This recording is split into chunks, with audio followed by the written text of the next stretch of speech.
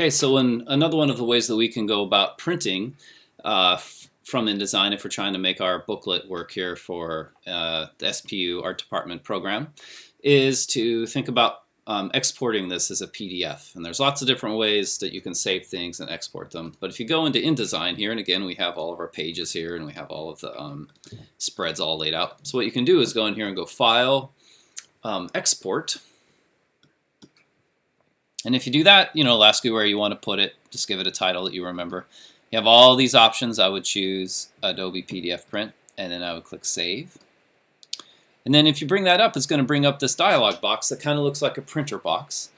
But basically, it's asking you what kind of images or what quality you want it to print out at. So there are all these different options. I would just choose high quality print. That's the one set up for most desktop printers. And here where it says pages, you want to make sure your range is all. Instead of pages, you want to go ahead and click spreads. And so that's going to print out each, instead of giving us a PDF with each individual page as its own image, it's going to give you the spreads on that. You can choose all these other options down here. There's lots of different things that you can look for. There's compression guidelines in here. I wouldn't mess with any of that. You might go ahead and choose crop marks. Again, I think that's a good idea. Lots of different things that you can choose here, but once it's all done, you just click export.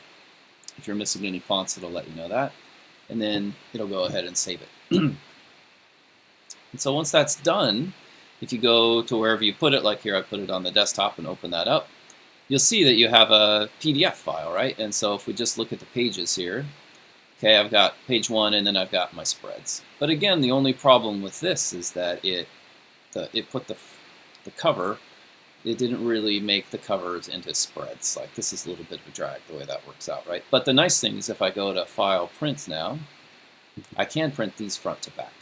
So again, for some reason, when you go to print on Secure Print at SPU, you can choose to print on both sides of the paper there, even though you can't do that in your other classes. So you want to make, or I'm sorry, on other programs. So you can, when you go to print this in other programs, it's not going to let you do both sides. It's only Adobe Acrobat Pro for some reason that does that. So, you can pick all of these different choices if you want to.